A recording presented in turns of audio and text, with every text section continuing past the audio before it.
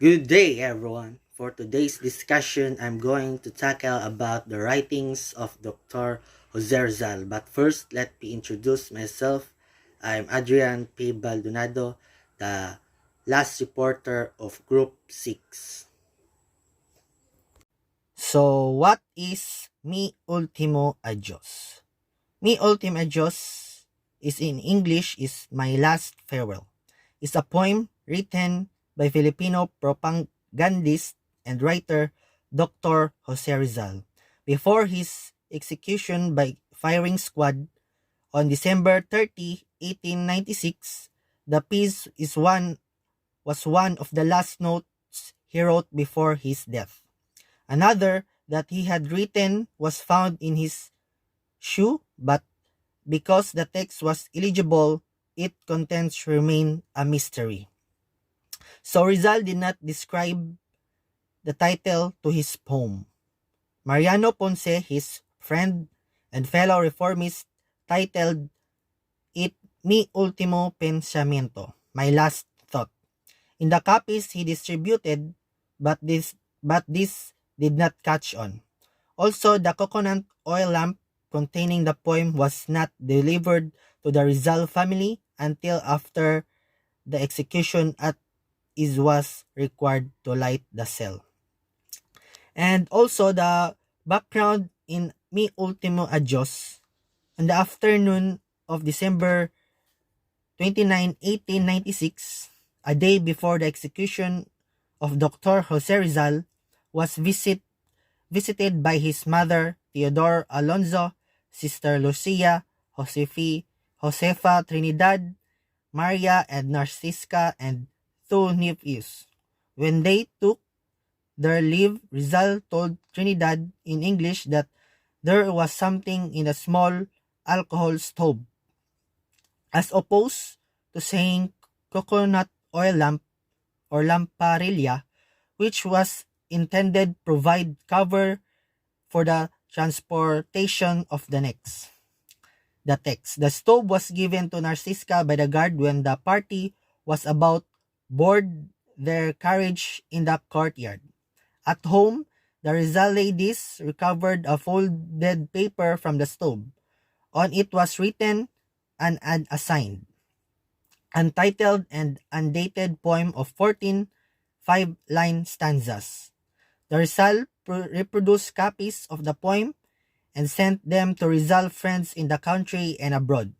In 1997 and 1897, Mariano Ponce in Hong Kong had the poem printed with the title Mi Ultimo Pensamiento. Mariano Dacanay, who received a copy of the poem while a prisoner in Bilibid, published it in the first issue of La Independencia on September 25, 1898 with the title Ultimo Adios. So this is the poem of Dr. Jose Rizal, Mi Ultimo Adios, My Last Farewell. So the first stanza, the explanation of these are the words of one about to die for his country. He expressed no regret but only gladness, knowing that in giving his life, he is giving his country, the greatest gift any citizen could offer. And the second stanza means, here Rizal says that it does not matter where one dies, but why one dies and to what purpose.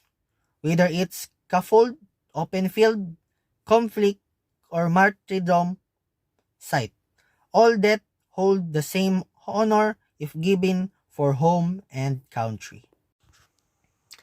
In the third stanza means Rizal execution was set at sunrise. Thus the meaning of the first and second lines, he employs the visual sense in his poetic use of color.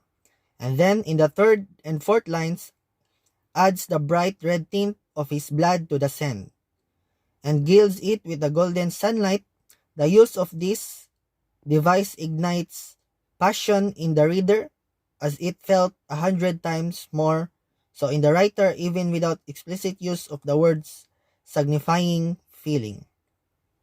And the fourth stanza means, since his childhood, even as other children dream of childish things, Rizal dreams of seeing his country free, esteemed, and with the head held high.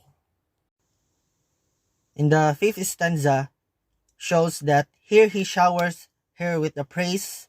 He is life fancy, he is ardent and passionate. He shouts hail as many would to their God. He says in the third line that it is sweet to fall so that country meaning acquired fullness. And then countries on in the succeeding lines, to die to give you life. But his joy does not end in the act of dying, but continues beyond the grave, where he shall sleep in his country mystic land through eternity. As one dies for God, Rizal dies for country. And as one looks forward to heaven, Rizal's heaven in these lines at least lies in being buried in the land of his ancestor. And the sixth stanza, in this stanza, Rizal likeness his soul to that of a simple, humble flower amidst thick grasses. The use of these comparisons says a lot about how Rizal himself, timid, simple, humble, surrounded by the unrelenting force of society. He imagined that after his death, he will live in the bosoms of his motherland, and never cease to enjoy her love, which he begs her to express with a kiss. And in the seventh stanza, the explanation of this is that Rizal loves for nature is again depicted in these next four lines. It is interesting that he enumerates the moon, the dawn, the wind, and a bird to pay homage to his grave, yet does not mention close friends or specific person. Perhaps it is a simple image of his reunion with the nature that he wants to bring mind. Perhaps it is also an expression of the loneliness and isolation that he has felt and continues to feel in his fight for freedom. And the eighth stanza means that the mention here of a friend is the closest he gets to company. And the mention of God in the fourth lines is the closest he gets to praying for a spiritual heaven. That Rizal beseeched his country to pray that his soul may rest in God. It is in line with the Roman Catholic belief that all men are sinners and that salvation is to be earned and cannot be determined before the grave. In ninth stanza means, in these four lines he gave his motherland a list of the things he wishes for her to pray for. He remembers all of the martyrs who have suffered the same fate as he will, who have died for their country, the mothers, wives, and the children they have left behind who suffer no less for being abandoned. He also, in a hopeful closing note, asked her to pray for herself. And the 10th stanza, clearly Rizal has not imagined that a monument would eventually be built over his grave, and his picture his final resting place as a humble cemetery where he shall, even after death, sing a song of devotion for his motherland. In the 11th stanza means that in this next stanza Rizal wishes to be plowed by men. When his grave is no longer remembered and be scattered as he returns to be a part of the dust that covers of a land he died for. What actually happens in real life, though it an uncanny parallel, on December 30, 1896. On the day of his execution, Rizal remains were buried in an unmarked grave in the Paco Cemetery. Years later, however, his remains were exhumed, and on December 30, 1912, they were brought to their final resting place in the base of the monument at Muntinlupa. And the 12th stanza means the first line in his stanza begins following the assumption that our hero ashes have now been spread over the land. Rizal envisioned that once he has returned to her in this manner, it will no longer matter if the country forgets him because he will be with her everywhere, as dust in the atmosphere blowing in the skies, in the wind, and still singing songs and murmuring words of devotion. In the 13th stanza shows that here we come to more submissive, yet hopeful tone. Rizal bids farewell to his one great love, his country, and yet looks forward to being with God, where there are no slaves, tyrants, and hangmen. And the last stanza, the 14th stanza, means that to close Rizal now finally mentions specific people, parents, brothers, friends, and his childhood.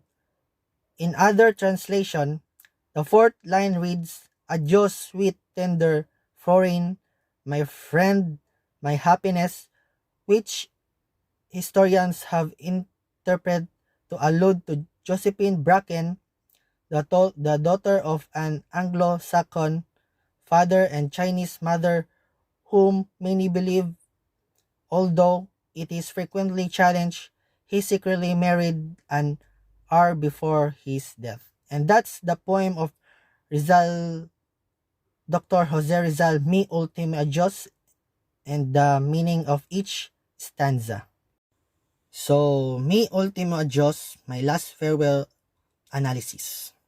Rizal wisdom and perspective upon his writing his last poem, Mi Ultimo Adios, reflects in many edges in present.